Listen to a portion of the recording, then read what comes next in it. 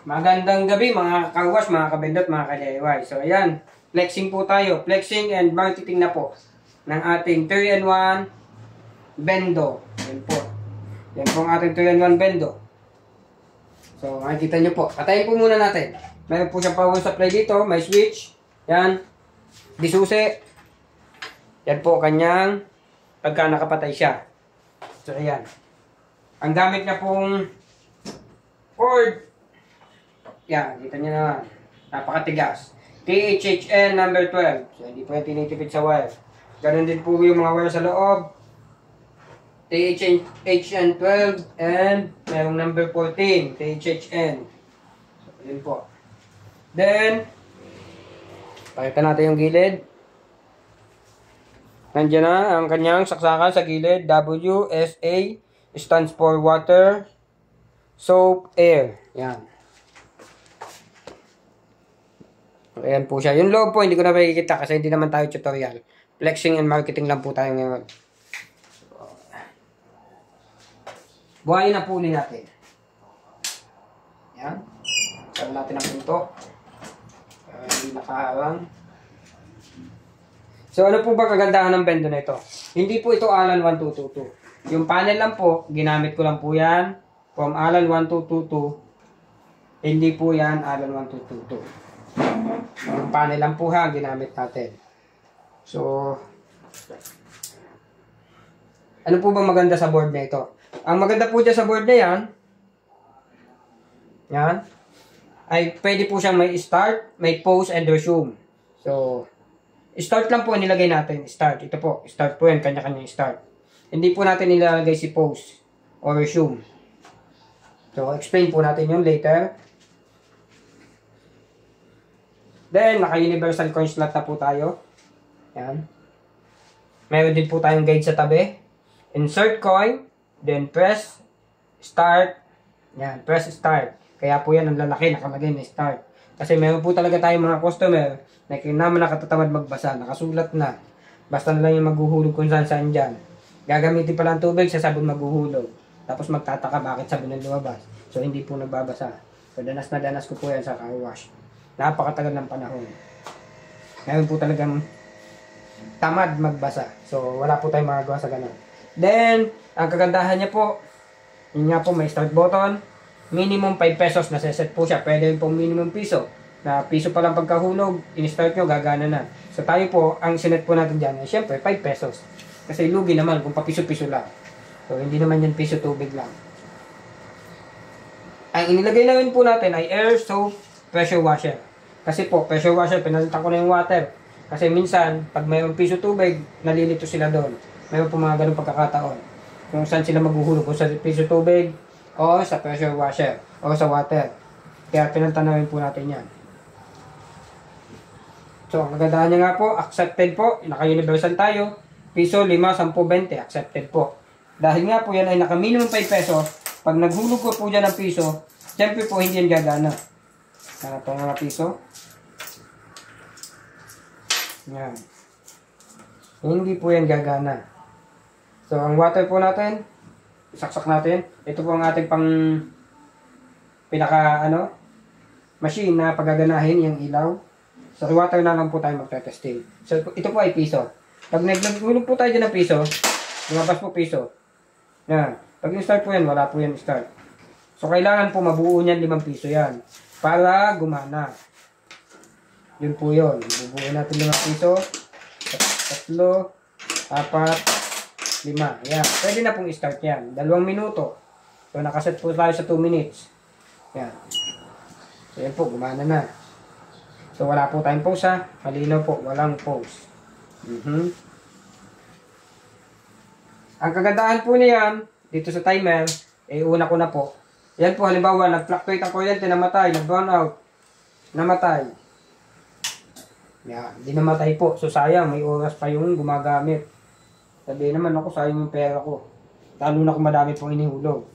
So, pag binuhay po natin yan, halimbawa, nagka-fluctuation lang naman, nabuhay ng ilang segundo, 1 minuto. Pag nabuhay po, nandyan pa rin po yung oras niya. Hindi po siya nawawala. Nakasave po siya. Yun po ang kagandahan niya. So, i-start niya lang po uli yan. Gagana na po uli. And, hindi po ito yung each 5 piso kailangan nyo mag-press ng start. So, para sa akin po kasi yung kada 5 piso, i-start nyo, hassle po yun. Lalo na po kung halimbawa malalaking truck ang maghuhulog.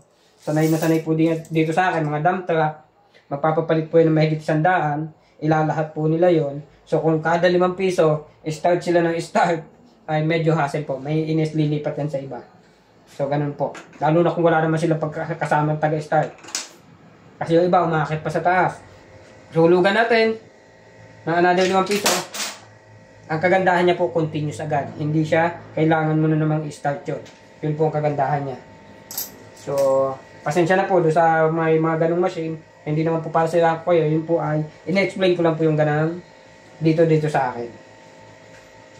So, yun po yun. Then, yung post button po. Post button, hindi ko po inilalagay. Kasi nga po, pasensya na rin po, pwede masagasaan yung ibang negosyo. Hindi naman po tayo manira ng ibang negosyo. Ina-explain ko lang po. So, yung post button po, hindi ko po talaga inilalagay. Kasi nga po, halimbawa po, sa lugar nyo, 3 minuto. 3 minuto kada 5 piso. So, syempre kayo, makikipagsabayan kayo. Sige, 3 minuto din sa akin. Ganun. Pero, hindi naman po maganda yun. Naghihilang kayo pababa, mas lumilit ang kita nyo. So, halimbawa po 3 minuto sa lugar nyo, ang gagawin po ng customer pag may post button, 1 minuto, babasahin niya, sunod, sasabunin niya na. Di po ba? Sasabunin niya na agad. Ipo-push niya muna ito. So, may 2 minuto pa siya. So, 2 minuto, pangbanlaw niya na yun, kasya na yun, di po ba? So, lumiit po ang ating kita. Sa halip na kumita ka ng 20, naging 10 piso pa dahil lang po sa post. Lumiliit po ang kita ng dahil sa post. Totoo na. Kaya hindi po ako pabor dyan sa post button. Kasi ako man po, halimbawa po, kung wala akong car wash, kaya po ako pumupunta dyan sa mga ganyang bendo kasi gusto ko makatipid. So, may post button, lahat ng paraan para makatipid ay gagawin po ng customer nyo. Kasi nga po, nandun na yung way para makatipid sila. So, yun po ay pabor sa customer, hindi po pabor sa inyo na nagninegosyo. Kayo po ay namumuhunan, so, dapat may mga bagay na pabor din po sa inyo. So, yung post button, pasensya na po doon sa iba, hindi po talaga tayo pabor dyan. Yun po ang masasabi ko para sa post button. Pero nasa sa inyo po yun kung gusto nyo talaga may post button. Pero yun po ang aking opinion para doon. Sa start nga po, hindi ko rin po masyadong inaano itong start kasi ako hindi ako gumagamit ng start. Kasi sanay na dito sa akin na pagkahulog, hawak naman nila yung hose. Kumbaga sana yun lang. May mga lugar kasi talaga na may nasasanay sila na may mga start yung kanilang bendo na nagagamit. Dito po sa amin, sanay na ang tao na walang start button kaya alam nila, hawak na agad nila. Kasi ang gusto ko nga, pagkahulog, diretso na agad. Kasi minsan, magtataka, syempre yung mga tamad magbasa, naghulog, ba't ayaw mag-umpisa magtatanong pa yan? Nandyan na lang, babasahin mo na lang. I-start mo na lang. Kaya nandyan na nga po instruction. Nandyan na. So, yan po ang disenyo ng aking 3-in-1 bendo. Yan ang kabuuan. Tapos, yan. Sa 10 seconds po, tumutunog po siya.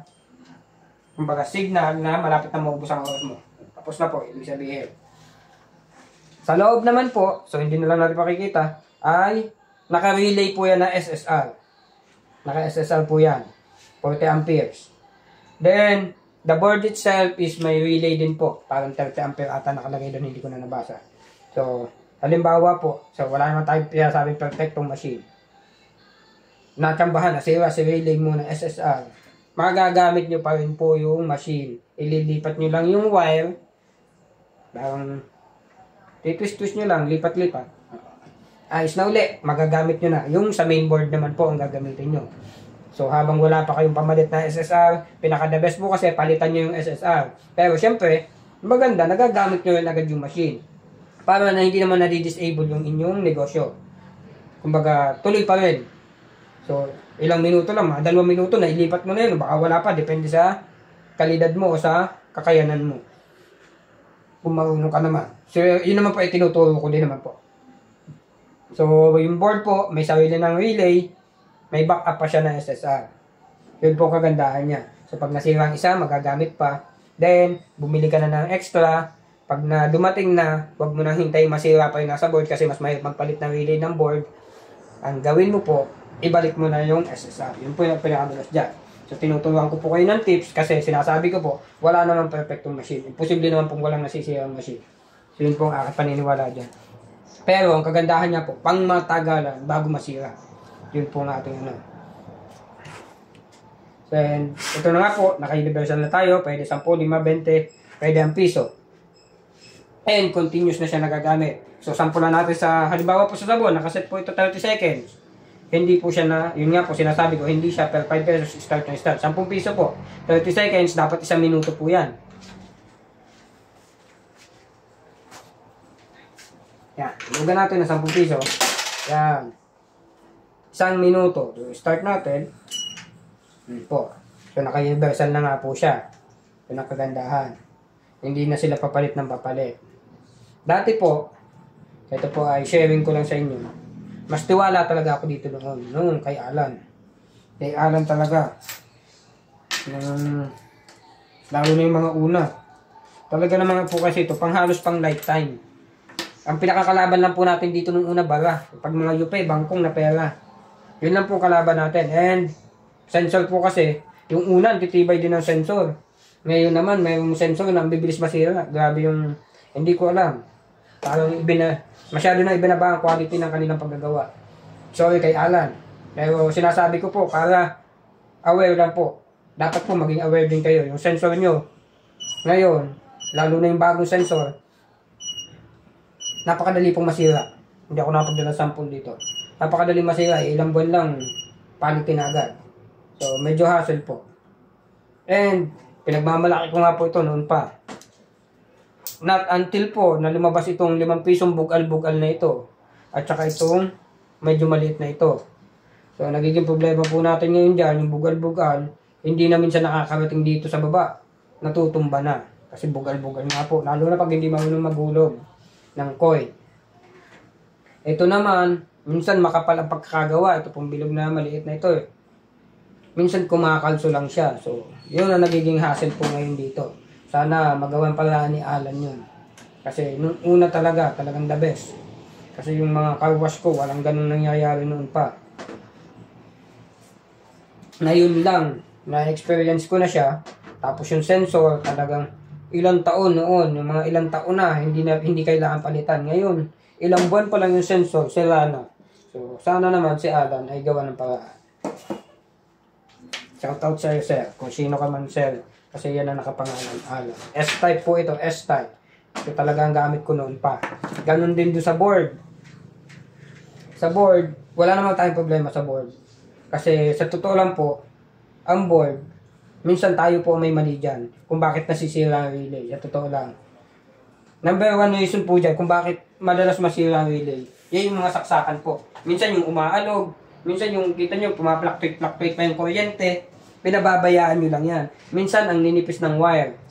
So, tips na rin po ito doon sa mga nagkano. Na kung bakit. So, common problem nila. Ay, sira po ang aking nagdidire-diretso ang tubig. Sira ulit ang relay. Tapos pinalitan ko na po relay. Ilang buwan lang nasira po ulit. Kasi nga po, alam nyo na sira ang relay. Pinalitan nyo si relay. Pero hindi nyo inalam kung bakit nasisira ang relay. So, kumbaga, pinalitan nyo lang. Alam nyo na yun nga sira. Pero pinalitan nyo lang. Pero hindi nyo inayos yung dahilan kung bakit siya nasisira.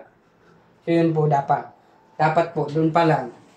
Ang unang-una nyo po lagi, yung mga wiring nyo, yung secured po, ang pagkakakonek, pinaka-the best po nito sa circuit breaker na nakakabit. Kasi nga po, syempre, nakatunig nyo po yun. Mas maganda po ang pagkakabit, hindi basta-basta magpa-fluctuate. And, pag manipis po ang wire, naglo-low voltage po yan, yun po ang kinasisira niya. Yun po ang dapat, tips na po yun para sa inyo, ayusin nyo po yung wiring. Yun po ang pinaka-the best doon. Yan, tapos, dito naman po sa bendong ito, so nandiyan na tayo sa flexing and marketing nga po. Ang presyo po nito, 15,000 po. 15,000. So, nandiyan na po lahat. Meron po tayo.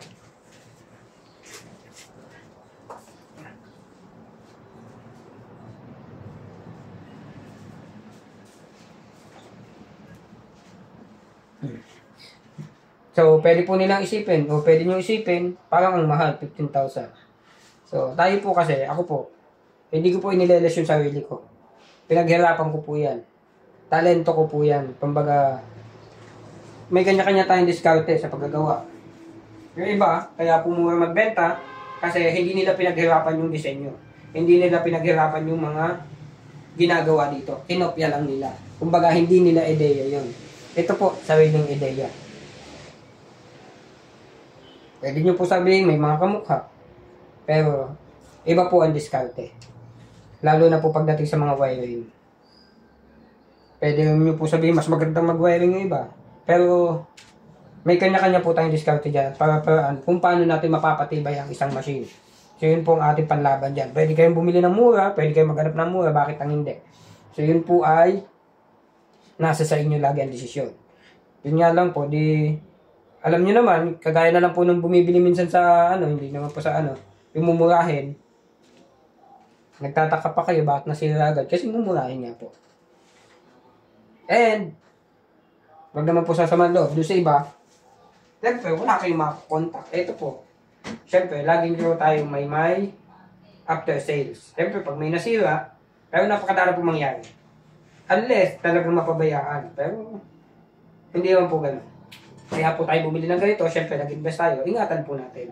Nasa sa inyo po lagi ang kasagutan dyan. Kung paano nyo iingatan ang machine nyo. Syempre, number 1 po ito, dapat naka-installed sa secured area. Hindi mababasa ng ulan. Syempre, may kuryente po yan, hindi pwede mabasa yan ng ulan. Itong labas, okay lang yan. Pero yung mga may wire po, may mga kuryente, hindi po pwede. Hanggat maaari po, yung mga gabok-gabok, mga insekto, mga langgam, hindi po napasok sa loob. Kasi syempre, kung may kuryente, yan langgam po, napakagaling pong manira niya. Kahit po yung ilaw niya, binsan, kumislap-slap. Kasi yung mga langgam, tumira na doon sa may switch. So, ganun din po yun. Pwede pong ikasira yan ng ating machine. So, nasa pag-iingat po lagi natin yan. Hindi po natin pwedeng laging sisihin yung mga relay na sisira. Yung pala naman, nasa atin ang problema. Hindi po doon sa machine. Kasi yung relay, hindi po yun masisira kung tama ang ating, kasi matagal na po nilang ginagamit yan at ginagawa. Nakadesign yan para sa ganyang bagay. So, isipin po natin bakit siya masisira ng ganun lang. So, may dahilan po ang pagkasira niya. Yun po ang aalamin natin. At susolusyonan. Dapat po ganun. So, ganito na lang po. Ito naman sa air, testingin din natin. Para makita nyo. Yan, 5 piso. 1 minuto naman po siya nakaset. So, ganun pa rin. Kailangan i-start. Yan.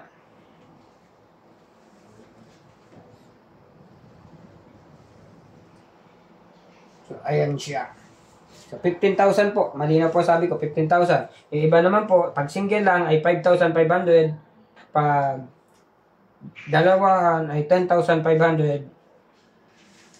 Pag tatluhan ay 15,000.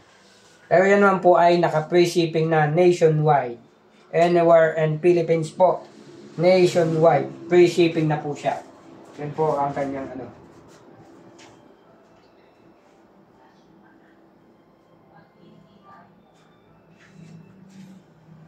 So, dun po sa mga gusto mag-avail, ilalagay ko po ang description ang details ko sa description ng video.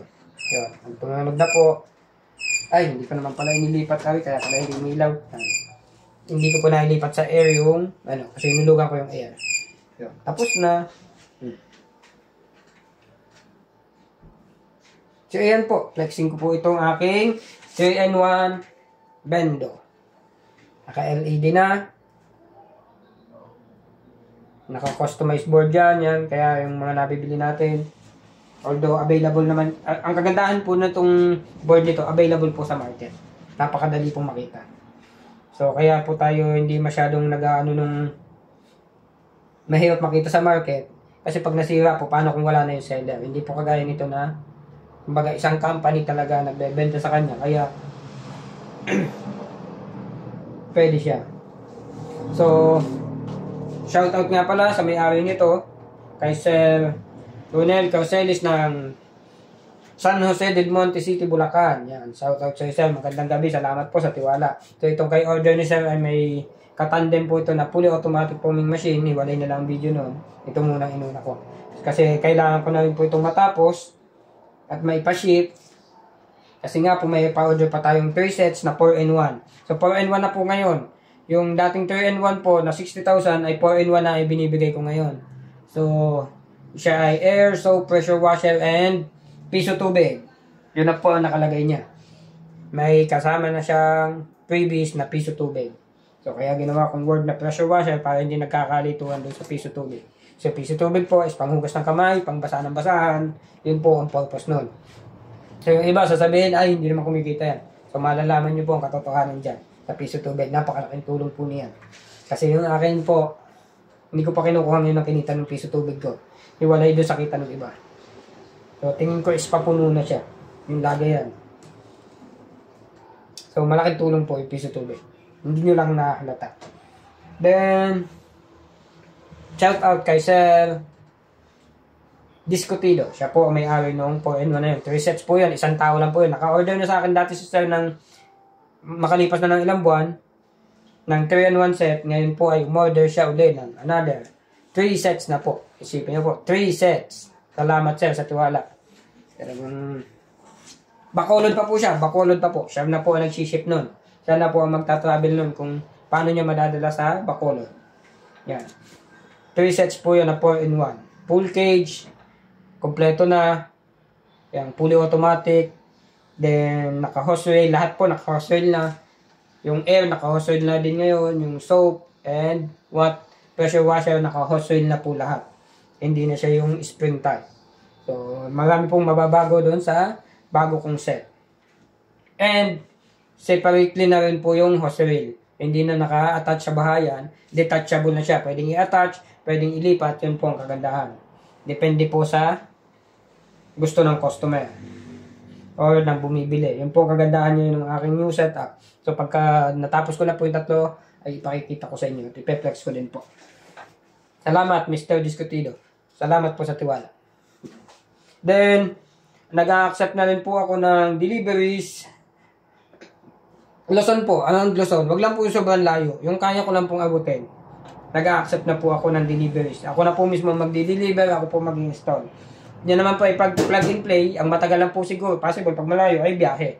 Pero yung pag-install po ay napakabilis, wala pang 1-2 oras. Ganun lang po. Depende po kung naka-ready na rin halos yung paglalagyan nyo. Kasi minsan nagiging abala ay i-install pa pala yung lagyan ng yung pagkakabitan ng tubig at kuryente. Pero kung naka-ready na po yun, halos plug and play po. Yun po ang kagandahan. So anywhere in Luzon po muna, makakapag-deliver na po tayo. So tumatanggap na po tayo ng orders ng kahit saan. Basta Luzon lang po muna. Huwag lang po libang dagat at hindi pa po tayo kaya ng ganun. And huwag naman sobrang layo. Siyempre po may charge. Naturally may charge po. Kasi siyempre po makukonsume po yung araw natin. And siyempre gasolina and pagod. Yun po. Yung mga ganun. So about naman po sa pag-abil nyo dito, yun nga po, nasa video description po ang aking details. Message lang po. FB, contact number, at address. So, dito rin po, pwede rin po mag-visit sa lugar ko anytime. Kasi dito po ako mismo nakatira. Maharlika Highway, Barangay Lalig, Chaong, Quezon. Ang cellphone number ko ay 0920-4439-307. Yan. Hanapin niyo lang po si Rene Boy Arellano. Ako po yun. Pero Rentay Rael po kasi sa Facebook ay pangalan ng aking anak. Yun po ang kaibahan. Yan nagtataka Rentay Rael tapos yung Rene Boy Arellano. Magkaiba po. Anak ko po yung Rentay Rael. Ako po yung Rene Boy Arellano. Yeah. So ito po, I hope na-explain ko naman lahat. Wala naman kasi masyadong kailangan explain dito sa ano. So yung mahalaga is na-flex ko lang siya. Okay? I hope wala akong nakalimutan. And kung may katanungan pa kayo, pwede naman po. Message lang po sa akin yung messenger. Yun lamang, mga kakawash, mga kabendot, mga kaidiray. Please like, subscribe, and click the bell. Thank you!